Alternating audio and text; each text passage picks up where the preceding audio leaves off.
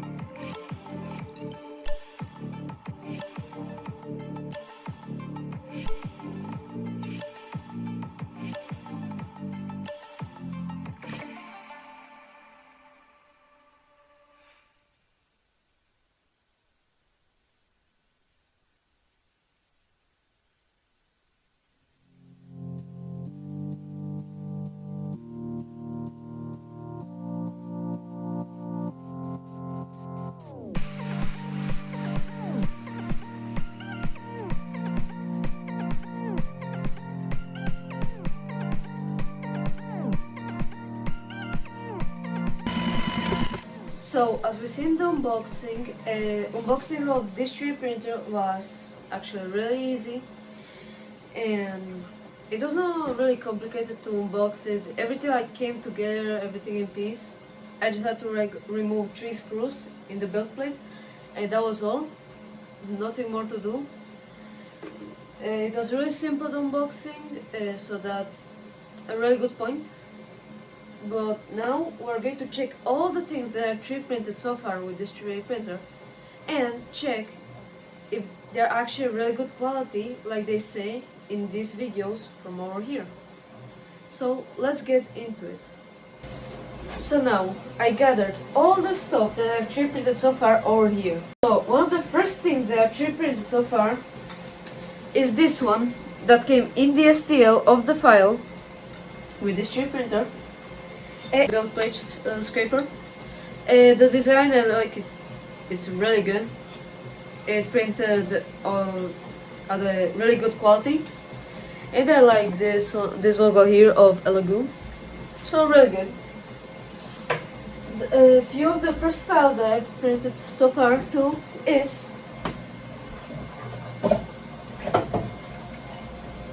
this small container, like small Centaury Carbon, and in here it is a poop box. What does this mean? That all the poop of the 3D printer, like this, all the poop I got so far. As you know, I don't print too much, and that's all the poop I got until now from 3D printing many stuff. Of course, everyone who has a 3D printer needs to 3D print this thing from over here, a 3D printed benchy. As you can see, the quality came out really good, and you can actually see the text on the ground here, and it came out really good, this benchy. So another thing that I printed in the files that came with this machine was this small Buddha that came out actually really good with all the details. It is really hard to see the lines, the printing lines of this 3D print, and it came out really good. Another thing that I printed was this, like to cover your cans, because I had like problems, they spill all the time, and it was hard to carry them when they're like open. You cannot leave them there. A fly or something might get inside of it, and then you will definitely not want to drink that. So I 3D printed this. It was a really interesting file.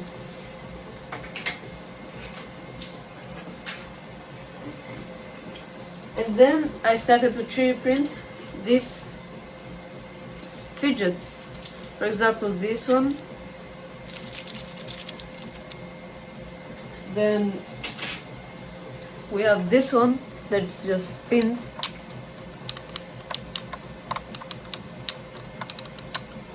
Kinda fun. And this one that I don't know really why it came out wrong, because like you cannot really hear the clicking here between them. But I think it's the fault of the file and not of the machine. So only this one really didn't came out really good, but the quality came out really good. Only it doesn't work like it's meant to work. And then I printed this one too, that just spins around. Really addictive. I didn't print the big ones yet because like, don't know, it takes a lot of time, and if it fails, like really bad luck. I don't trust really I don't trust to print that. Maybe later on I'll print it and show you guys in a short maybe, or in another videos that will come up later on. And this fidget is actually one of the most addictives that I've 3D printed so far. Really interesting. And with all the things that I've 3D printed so far, I think the quality is really good of the 3D printer. It's really easy to use, and its slicer is really easy to use. Like, it's Orca slicer. It's practically the same, Orca slicer. It's like Orca slicer but blue.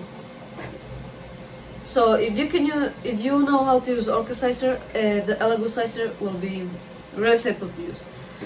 So far, everything came out really good. Right now, as you can see over here, the 3D printer is printing something.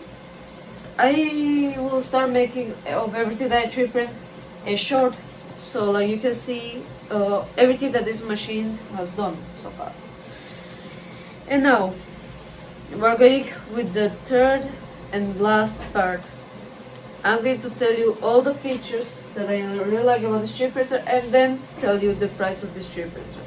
That actually you will be surprised when you know the price of this machine. So now we are in the last part of this video, which means that we're going to tell all the good features and maybe bad features that this machine has. So the first good feature is that it's enclosed, which means that it's completely closed from each side. That means it just reduces the sound of the fans. When you open, you can hear like more, it does more sound. The fans, the back fan does do like much noise, but it's not that bad. It's something similar to my other 3D printer that I have over here.